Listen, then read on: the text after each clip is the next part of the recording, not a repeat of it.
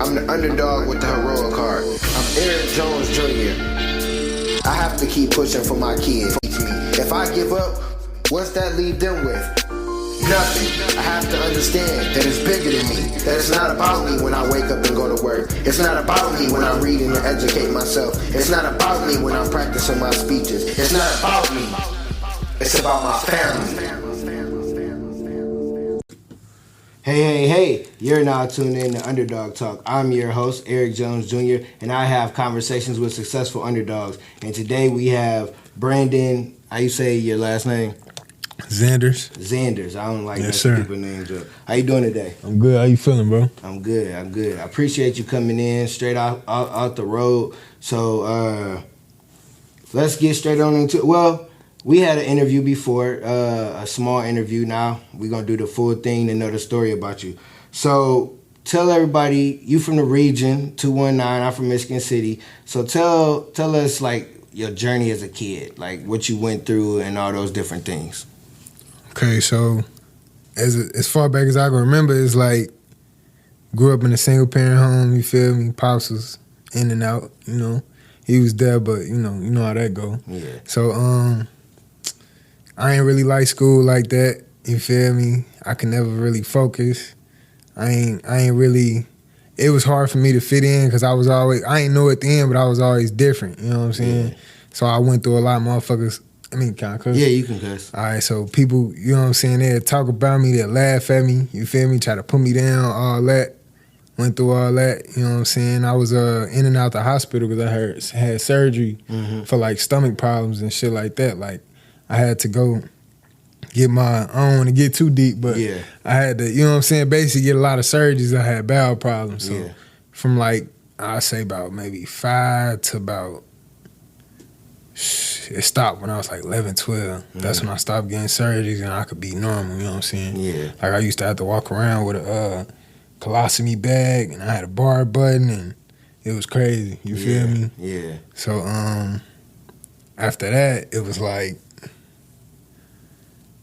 that made it hard. I'm gonna stay on that. That made it hard to fit in school, you feel me? That's really where it started. Like everybody talking about me and all that.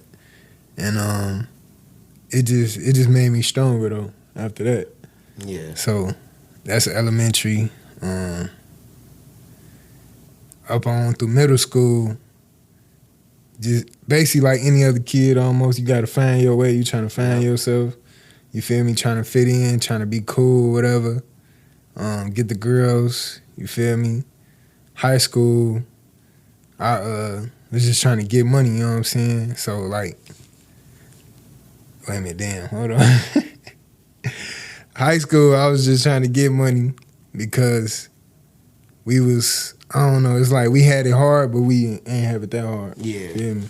Yeah. So it was just in me to hustle. I used to just sell candy, sell chips, sell juices, all that. And from there, you want me to stay on the childhood or you want me to just keep going? Just your journey going all the way until up until like adulthood, till you like right before you kind of like, I need to get my act together. Right the aha moment that you had where you was like, okay, I need to change what I'm doing or I'm gonna go down the wrong path. Okay, let me see. The aha moment. Well, before the aha moment or the aha moment? Well, however you want to describe it. Okay, so I grew up. It was like I tried to sell weed. I wasn't good at that. You feel me? So I just started stealing shit, and I was a lot good at that. So, so I steal shit, sell it. You feel me? Try to sell it for more. But before I got into it, I remember it was this boy on the bus, one of the older kids. You feel me? He asked me to hold something that he stole, and I was like, man, I ain't holding that. And he was like, man, y'all could tell you don't get no pussy. You feel me? So I'm like, man, whatever. So, but I saw that's how they was getting money. So I'm like, all right, man, maybe I could try that. And shit, I started doing it, made some money off of it. You feel me? That was probably like, I don't even remember when I first started. I probably had like preteens and steal phones, laptops, You feel me? Whatever I can get my hands on. And I say about 16, it hit me. That's when I went to juvie. When we hit the stain with my friends and shit on these basketball players at IU. And it woke me up. You feel me? Like just being able to sit down and being away from everybody, I realized that ain't how I want to go. You know what I'm saying? Yeah. So that's when I like just changed my whole life up. You feel me? Yeah, I feel you on that, and I understand the kids bullying you because I used to get bullied. I used to have surgeries, have cast on, all different kinds of stuff. So I understand that, but I wasn't going. I just couldn't. Like it got to a point where it's like, all right, y'all want to joke, I'm gonna joke back with y'all, and then people would be mad and we want to fight. It's like, why you want to fight me? You don't want to start, bullying me. So I stood up for. I didn't get in a lot of fights, but I did get in some because I just wasn't going, man. My mom ain't raised no punk, but it wasn't like I ever tell kids to fight somebody, but you got to stand up for yourself. And then I was a little older when I was doing, I don't think I ever said it, but me and my homies, we used to hit licks back in the day. And it just always was like, no, this ain't right. It's just something about it wasn't right. And I used to say that while we doing stuff, and it was like, no, this ain't for me. Because now being an adult and looking at it, I remember I got my car stole, and people be like, why you leave your car running? And in my mind, I'm like, it's because I bought it. It's because it's mine. Like, I shouldn't have to be worried to go anywhere and leave my car, but this the world we live in. So it's like, I understand why we was doing it, but as older, it's like, nah, it's other ways to go about doing that. And we used to do other little stuff too, and it was like, it's kind of like you don't know nothing else to do. Like, those are the hustles that come money quick. You want to go out there and get that money, but then some people went to jail. Nobody got harmed or nothing of that sort, but some people went to jail, and now they got a record because we wanted to do the dumb stuff. So I definitely understand the reasons why, but then being an adult, you got to be like, it's other ways. So when you went to juvie, how was that? Like, I've always known people to go there, but I never asked them, like, how is it? How was juvie, like, being a teenager and then having to go be, like, not locked up, but kind of locked up? It was cool. It was like I think the worst part of it was being by yourself, and that's kind of why I learned to be okay with being by myself. Yeah, you feel me? Because you sitting there, you faced with your thoughts, you faced with yourself. You got all these niggas around you, banging on the doors, yelling, screaming. You feel me? Like I remember my first night when I walked in there. And it was just rows of niggas in the windows, you feel me, banging on the door and shit like that. And I'm like, damn, you feel me? Like, I'm really in this bitch. Yeah. So I was just like, I could remember, like, I'm going to make it out. That's all I was thinking about. Yeah. And the whole time, it wasn't even that bad. I'm thinking it's like the movies, you feel me? Yeah, that's like, you got to, you know what I'm saying? But the whole time, it wasn't even that bad. It was juvie. It was for the kids type shit. So, it was cool, though. It was like, that first night, I thought I was gonna have to fight as soon as I came out. Yeah. So that night I just hit hella push-ups, and I ain't never did push-ups before that. You feel me? But that night I was like, yeah, I gotta get right. So did them push-ups that night or whatever. Woke up in the morning, I just looked around. Everybody was cool type shit. You feel me? So it was cool. It was just like the waiting, and then I was supposed to get out. The waiting to get out was the bad part. Yeah. It was a fucked up part because it was like I was supposed to go home, but then my pops was like, nah, we gonna let him sit in there. So I'm like, damn, like, all right. I was so mad I ain't even look at them when the judge told me, you gotta go back type shit. Yeah. I just walked back out, and I remember it was these two little boys, they was sitting there crying and shit, and I'm like, oh man, y'all better, feel me, can't be doing that in here. I already knew that. So it wasn't too bad. I probably got into a couple of issues, but it ain't like escalate, you feel me? Like one time I'm sitting chilling like this dude, he said something slick. So I got up and I squatted up with him. We squatted up. And he like, what's up? I'm like, what's up? So, but ain't nobody swing because it was like, you knew whole time, you know if you swing, you gonna get more time. And I peeped what he was on. Like he was trying to keep me in there longer. Yeah. He knew I was finna get out, but he was in there for a minute. Yeah. So I'm like, what's up? Shit, and I'm just waiting on him to swing and never swing. So I'm like, all right, shit, fuck it. You feel me? Yeah. But it was that one. And then like the craziest thing I saw was probably I had this homie in he was, I ain't gonna lie, he was on good bullshit with everybody. So he kinda had it coming, you feel me? But he was like, they had this thing in there called, I think it was like code red or code green or some shit.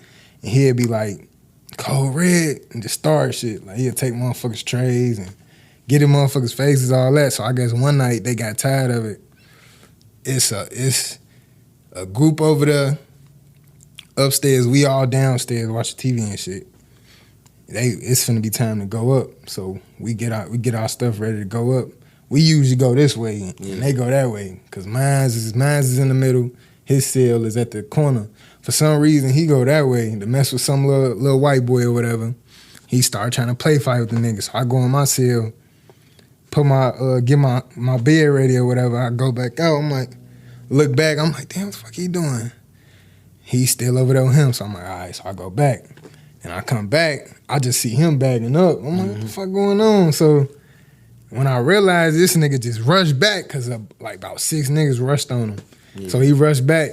They pushed my door closed and just started beating him, you feel me? So I'm just watching the whole thing go down. They got him up against the wall, leaking. He leaking, you feel me? I'm like, damn, I'm like, let me the fuck out, you feel me? Like, I'm trying to help him out, you know what I'm saying? And that shit was sickening to watch, but he got up, they all ran to their cells. So I'm like, damn, this nigga, you feel me? These niggas, that was probably the craziest thing I saw. Yeah, I'm sure, like, dang, that sound like a movie type thing, like where you in there and then the person you close to. But people in there gotta realize, like, sometimes, okay, you on bullshit, somebody else gonna be on bullshit, and people can only take so much. So when your pops left you in there, what lesson did you didn't learn? I know you didn't learn the lesson right away because you was mad, but what lesson do you think you learned by him making you stay in there longer?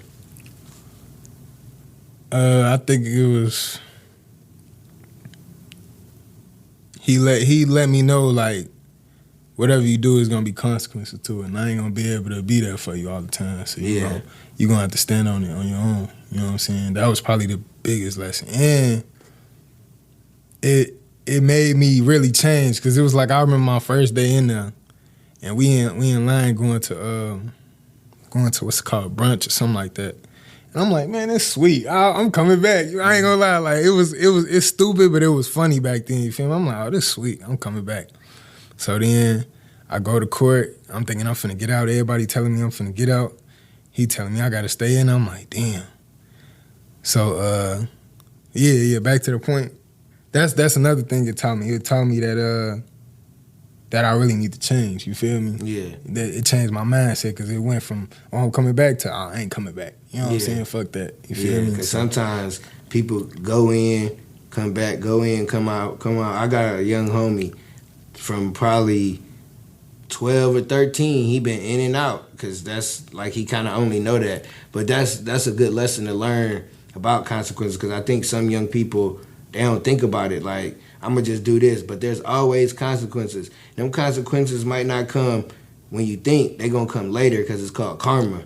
Like, I'm sure stuff that happened to me later in life is because of dumb stuff I was doing when I was younger. And we don't realize that them consequences, they come, and they don't care where you at in life, what you got going on. Like, they going to come and they going to get you. And sometimes they going to get you with some handcuffs. I remember I ain't never been locked up where they booked me or nothing, but I've been handcuffed and went down there.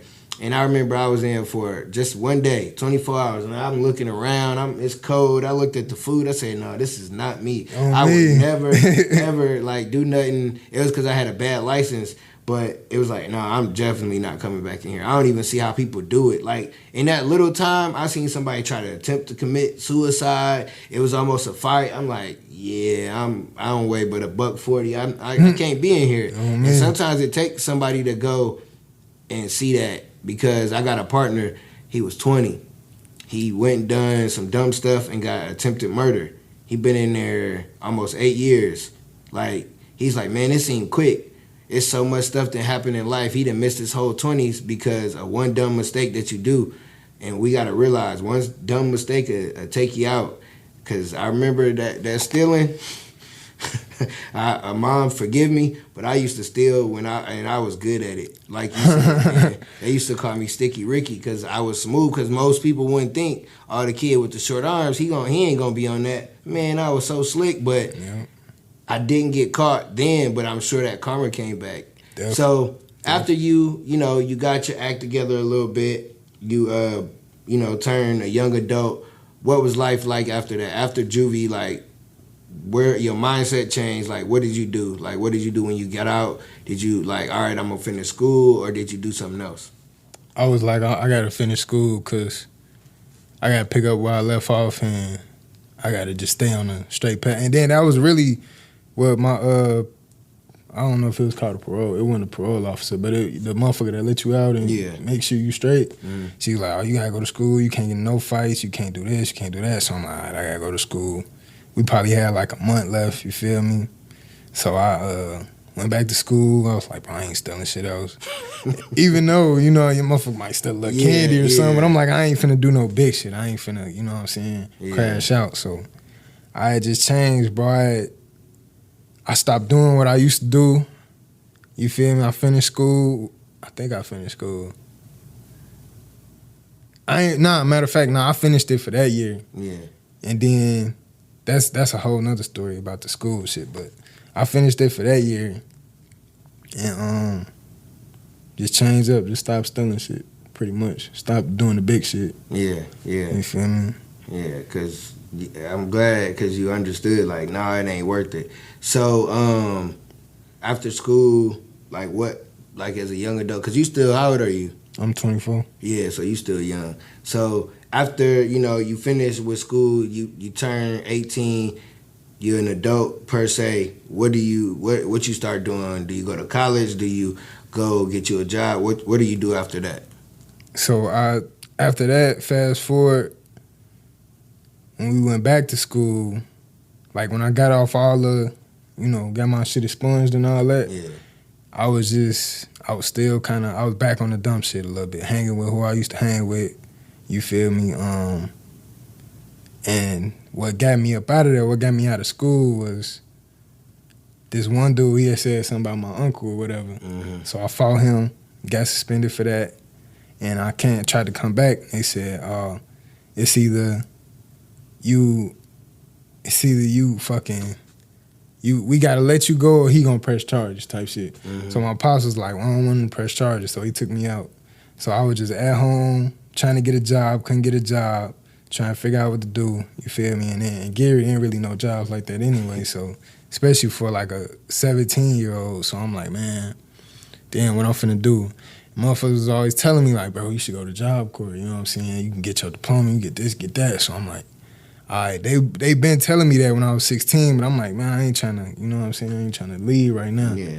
But around this time, it was like, it wasn't nothing else to do. You feel me? So I ended up signing up for that. I had to stop smoking to go there. So I stopped smoking.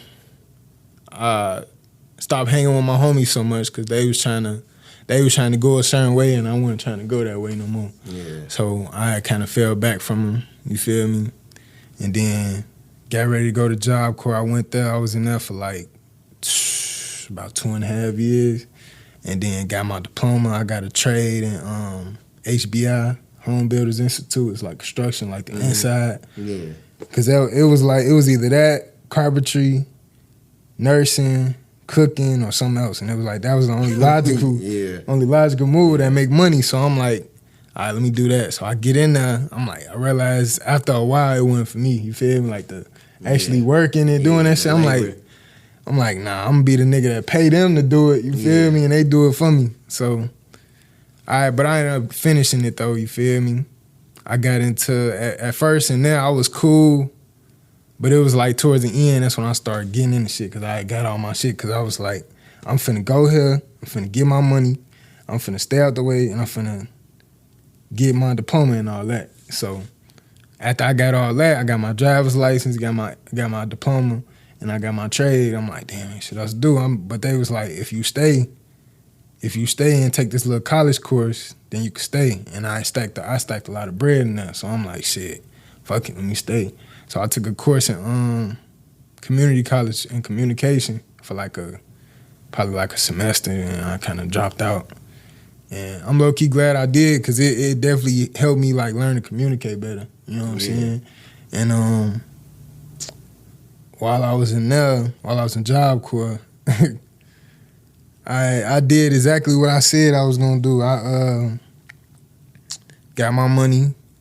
I don't know if you heard about Job Corps, but in that, like Squares, like they be fiending for them. So I'm trying to figure out a hustle, you feel me? And somebody put me on game about that. I'm like, I bet how much they bound for. He said $1. How much it cost? It was probably like $6 a box back then. So I'm like, I bet I'm finna start selling squares. Started selling squares, selling snacks. It was the same shit from school for real, but I was more low key and I stayed to myself because I learned from. Yeah. You know what I'm saying? I'm like, I'm gonna just stay to myself, get my money, stay out the way, and do my thing. So all the staff and security fucked with me because I was on my stuff. So they like, oh, you a good kid, woo woo. So they wouldn't expect nothing. You know what I'm saying? Yeah. So I was doing that. I had the Adderall because the white boys in there, they want to pop the Adderall and shit. So I had acted like I couldn't. I ain't really act like, but it was hard for me to focus in school anyway. Yeah. So I went to the little prescription dude. Was like, man, it's hard to focus. I need some Adderall. You know what I'm saying? Ooh, so I got some of those. Started getting them off. You feel me? Started getting them off at my job in Job Corps. And then, after I made my little money off of that, I was like, I need to get a job. Start working at this factory. Started making like 12 something an hour. Stacked up hella bread. After I went through that, I'm like, man, I need to, I don't know. It was, I think I wanted to have fun because I got tired of working. I was always working, go back, you know what I'm saying, back and forth, taking the bus, catching rides, walking. So I'm like, man, I need a car. So once I bought a car, that's when I started buying all the clothes, the jewelry, getting into stuff, you feel me, messing with the females and all that. So then, that's when I started like getting in trouble towards the end. And I'm like, damn, like I did all this just to, you feel me, kind of fall back. Because one of the security guards was like, most people, they get in trouble when they first come in. You got your stuff and then you get in trouble at the end. So I'm like, yeah, it's all right. But I got my shit, so I'm good. You know what I'm saying? Yeah. So that's what that was like. And then after that, I'm like, all right, what's the next move? Because my whole mindset is always, what's the next move? What's the next move? So I'm like, all right, I got all this. What's the next move? And then it was like life insurance, you feel me? Some people, I found some people on Facebook, they was talking about, you sell life insurance, you get to be your own boss and all that shit. Yeah. So I'm like, let me check that out. But they was based in Chicago. So man, Chicago probably like an hour away from the G or whatever. Yeah. So I'm like, all right, so I can go back home, move back in with my OG, travel back and forth to Chicago. So I started doing that for a minute. Realized it wasn't for me, you feel me? No. I'm like, man, this shit over with. And then my grandma died. So that shit kind of just, it threw me off, you feel me? So I gave up on it. And then I think I was just at home. After that, I was just at home doing whatever, you feel me? And then So from listening to what you said, it's like from even a shorty, you always knew how to hustle. You always knew kind of like what the people around you needed, like, or what you needed to do to get whatever you needed. So now you do a lot because I interviewed you before, so I know you're a jack of all trades. So that kind of makes sense. You've done a lot of different stuff.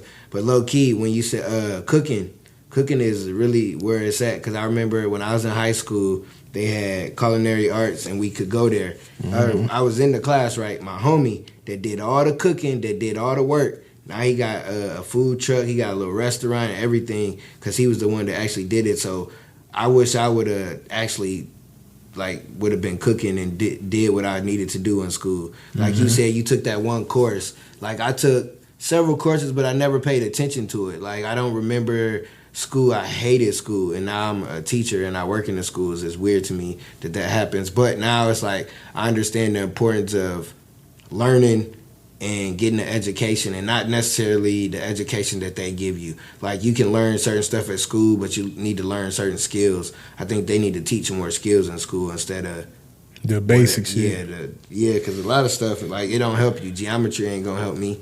Like you need to learn entrepreneur, like money. I feel like money classes should be in there because we don't know how to deal with money until we get older. Right. But and it's too late by then. Yeah, like I'm 30, 35 plus, and it's like I just learned a few years ago, like money and everything is really discipline. I was just interviewing a person. It's really discipline. If you know if you know money and then you just discipline, you'll be able to have the money. So you're a jack of all trades. You do different stuff. How do you balance life? Like with having a girl, with having family, with hanging out with your homies, but then also understanding there's more to life than just kicking it. You got to do all these different things. So how do you balance everything? I try to.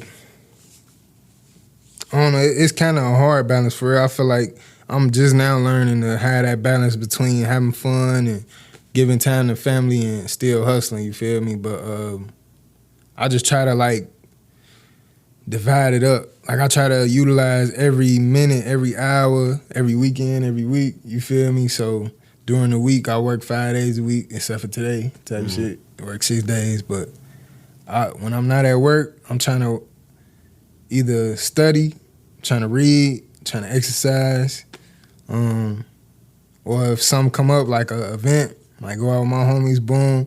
Sometimes I go back home, boom, that's family. You feel me? So I just kind of like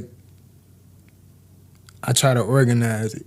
You know what I'm saying? Or just spur of the moment. I'll be like, oh, let me go see my homies on. Let me go see my family on. You feel me? Oh, let me go do this. That's really what I do. I kind of like do it off the moment type shit. Yeah. I'll be like, all right, let me do this. I'm doing too much of that. Let me go do this. You feel me? Yeah. So that's kind of how I balance it. Yeah, I'm still working on that. Like, cause my son, he come over on a weekend, so I try not to have to work. But like this weekend, like it was just busy. Like I'm like, bro, I'm sorry. I got to get this stuff done. But he also had fun. I also understood, all right, at some point in the day, we got to have fun, or at least set him up to where he have fun. Because I don't want to always be working, but then it's like you got to explain to your friends or your family, like, hey, I got to do this right now. Like, it's hard work first and then play later. Because you young, you 20. Like, when I was your age, man, I wasn't thinking about working, none of that. I was partying, having fun. Like, 24, I wasn't thinking about none of that. I was just living life. I wasn't even thinking about a year later. I was thinking about just making it through the day. So I applaud a lot of y'all young people that are getting it at a young age, because we wasn't thinking about that. So you got a job and you got a hustle. You got your music. What inspires you to make songs? Like, is it people, or is it life, or is it just stuff that pop in your brain that inspires you to make the music that you make? It's a little bit of everything that you said. Like I could be, like we talking right now, and you might say something that's catchy. I'll be like, oh, damn, that's catchy. Let me rhyme that with something, you feel me? Or you say something that rhyme, I'll be like, oh, let me write that down right quick. It'd be that, or it'd be like my story, what I went through, you feel me? Or like people, what they go through. I'd be like, oh, let me write about that, you know what I'm saying? So it's really a balance of all of them, you feel me? Or if I I read a lot too, so that really helped me with the putting it together and the sequencing of it, you know what I'm saying? Yeah. So that's what really inspired me, and like I said, therapy is therapeutic, you feel me? Like I said last time. Yeah. And that's funny, because as a speaker, that's the same thing. Like I use my life or what I see going on, or like it could be something somebody said, I'll write it down, or a thought come. I was in the Uber earlier and I was listening, and they was talking about, oh, who gonna be in the NFL championship already? The season just started. It's like, dang, do we think about when we gonna be in the championship of our life? We always predicting and be like, oh, I think my team going, but when your home team, actually you gonna make it to the championship. And I just thought about it. I'm like, okay, let me write that down so when I get out, I can do a video. So it's like the same with a speaker and a musician, like different things, inspire you. So still being young, because 24, yeah, you still young. What is the goal for you, like the long run? Because I know you do a lot of different stuff, but what is your main goal for by the time you 30? By the time I'm 30, I definitely want to be more in tune with the music, like more of an artist. You know what I'm saying? Like have more music out there, at least be close to making money off of it. You know what I'm saying? By 30, want to be in shape, definitely be more in shape.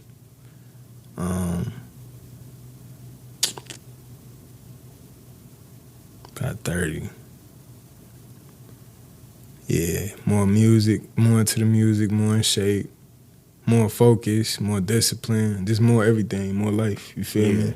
And I like that you said more in shape, because I didn't understand when I was in my 20s that you got to prepare for your 30s, because when you hit your 30s, like your body start hurting different. Like it's the recovery ain't the same. Like if you go out and you might go drinking when you in your 20s, you gone. 30s, you might be down for a day or two. So that's good. With the music, what's some of the hardest challenges you had right now to like get your music out to the world? I would say, I guess getting people to pay attention. That's one of the big ones. You feel me? How to market it. You know what I'm saying? And another one is trying to get my shit on the DSPs, like the distribution platforms. Yeah. You feel me? Getting that copyright, like getting all the logistics in the you know what I'm saying, the paperwork and all that shit together.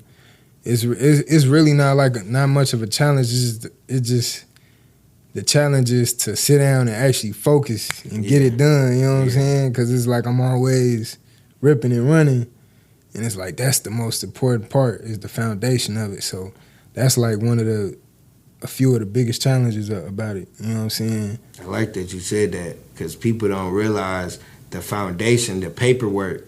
Like if you don't have that paperwork, or if you don't have like stuff in store or the copyright and stuff, like you could be hot, it could be booming, but then 2 years down the line, somebody like, oh yeah, you this already copyrighted or whatever. So I definitely understand that. I think sometimes we miss the basics or the logistics of stuff. Like, because growing up, we see hustlers, we see people on the move. That's cool, but to have ownership and to do it the right way, you got to have, like you said, that foundation of that paperwork. So I definitely understand that. But see, for a podcast, it's easier because you could just sign up to like Anchor or different little things and to distribute everywhere. So it's easier for you to do it that way than it is, with music. So definitely. How do you know when you got a hit? Or you got something that you like, all right, boom, you didn't record it 20 songs, but you only picked one out of that 20 songs. How do you know that's the one?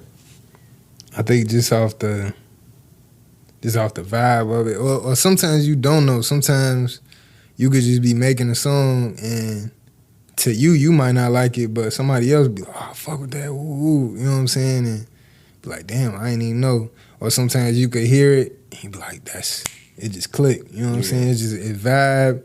It's easy to listen to. The mix and mastering is good. Everything about the song is just good. You just know it's right. You feel me? Yeah. So that's what I feel like. That's how you know you got a hit. I feel you on that, because back in the day, I rap, but I'm more of a freestyler. But I made a couple songs, and I remember, like, the one song, I'm mad, I don't know what happened to it. Oh, well, my bro, he ended up getting locked up, so we didn't really get to put it out. But I remember it was, like, a nice song, and I was like, man, this is a hit. Or when I do videos, some of the videos I be thinking that's fire, then I be like, when I'm done, I'm like, yeah, They don't even be like that. But then the ones I just do real quick, them be the ones that get the most views and stuff like that. I be like, dang. So it's really And I think for people that's listening, like no matter what you do, if you got an audience, remember what your audience like.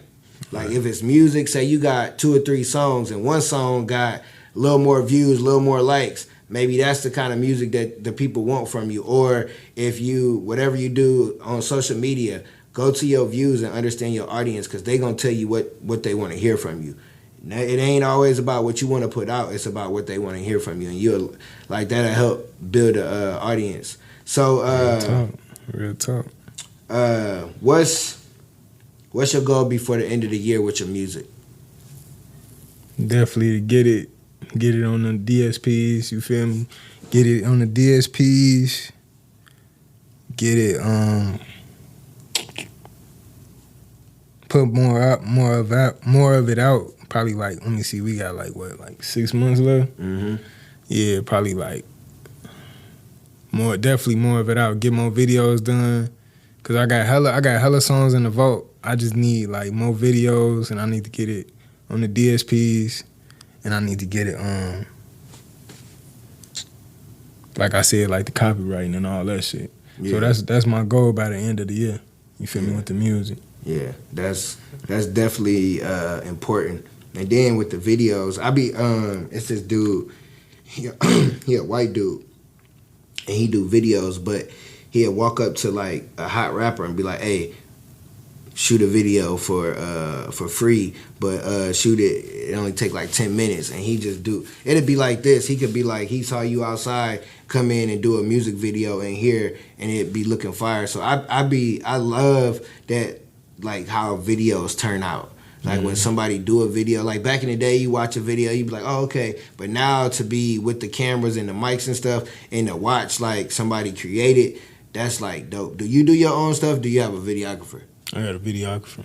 But do you have the vision in your head of what you want to do, or do you kind of like let them do it? In the beginning, I let the videographer do it. You feel me? Shout out Hollywood Tone. You know what I'm saying? He got me started with it. He like I got this one video called Up Now. All right, we good? Hold on, let me check. Yeah, nah. Oh. It ended. Yeah. Shoot. Oh damn. It didn't end, but the memory card full. Oh shit. Is this one still recording? Yeah, it's cool. It's cool. Shoot. It's cool.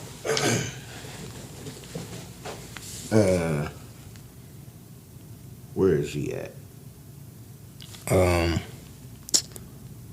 I think we was talking about the videos. Yeah. So we could just do that, and then I don't know how. Yeah, we right on time too. So we'll just go back into the videos. You were saying shout out to whoever. Hollywood Tone. You feel me? He got me started with the videos. He like put the vision together. Like for this one video I got called Up Now. I don't know how he did it, but he made it hard. You feel me? Like he called up this girl. Woo. We went over there. She got in the video, but before that, we had shot scenes in other places, and I'd be like, shit, we ain't gonna finish tonight. He was like, nah, I could see it. I could see, you know what I'm saying? I could see something else for us. So we had waited a little bit, then we finished it later on, and that motherfucker came out hard, and that's like my most viral video. You feel me? But now, I mainly come up with the vision. I think about how I want it to look. I think about how the song sound, like what it look like before it's recorded, like before the video recorded. Mm-hmm. And I tell my cameraman like, oh, let's go here. I want to do it like this and see if you could do this and all that. You know what I'm saying? Yeah, that definitely shows growth, because sometimes you could let somebody else do it, and then they'd be like, man, I ain't even like that, or I could have done that. One thing I will tell you, when you have a videographer, make sure you got a contract with it, because I had an IP lawyer, like a copyright lawyer, trademark lawyer on, and she was like, when the videographer do your stuff, they have the rights to it because they done the work. So you got to make sure you have everything in order. So say if you and your videographer, or you had a new one and it didn't work out and he kept your stuff and he posted, he can do that.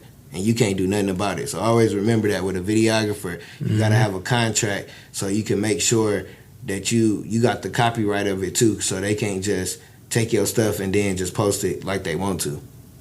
I learned that when I had a videographer. I created a contract. It was like, this one I pay and this, and so make sure you have that. So whoever listening, make sure you have your paperwork right with your videographer, because it's their rights, it's their cameras, they work. And I learned that. That's why I had different people on to show and teach different stuff like that.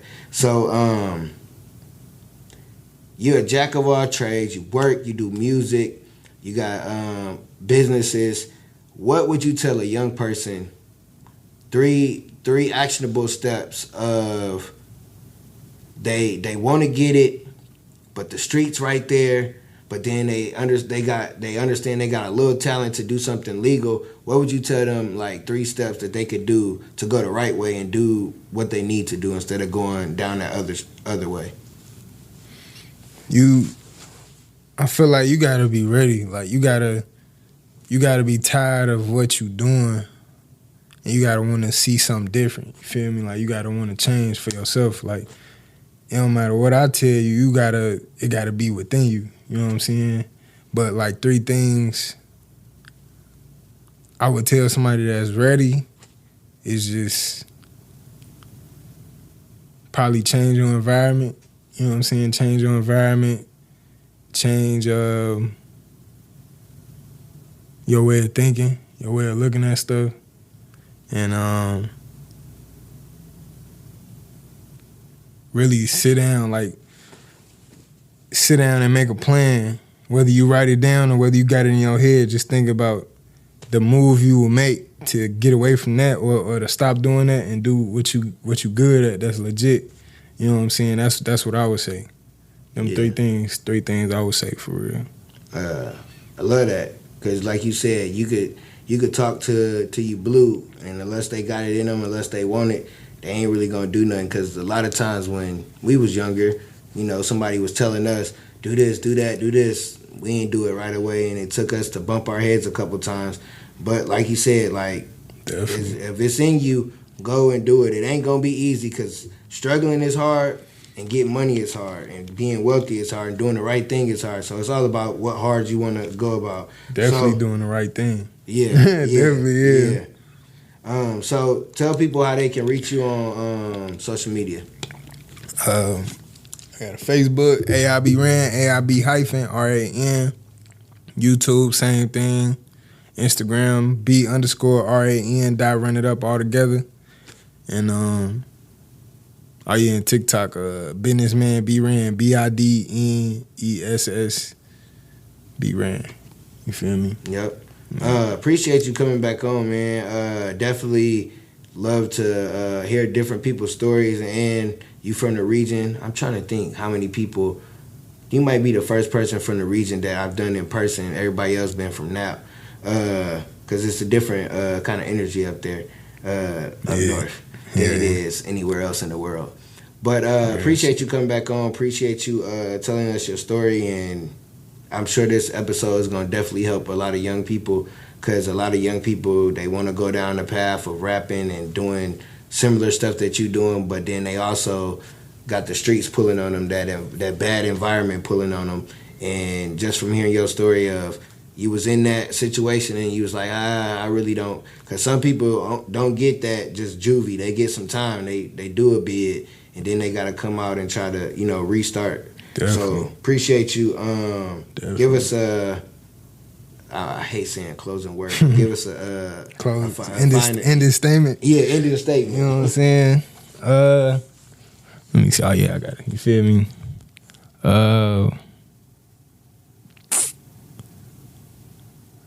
Ending statement. Like, do it got to be like a certain about? Like whatever you feel to lead the audience with before we get out of here. Use what everything happened for a reason. You feel me? Use what you went through to learn from it and to teach people and to inspire people and most importantly, teach yourself and inspire yourself to keep going. You know what I'm saying? Like, everything happened for a reason, good or bad. Use it to your advantage. You feel me? Like, I use pain. Like, it's amazing what pain can do for you. Like, how it can make you. It can either make you strong or it can make you weak. You know what I'm saying? It's on you at the end of the day. You know what I'm saying? Like, I would say just learn to use pain. Learn to love pain. You feel me? It's power in it. On that note, keep being great. Hit that red button. Yes, sir.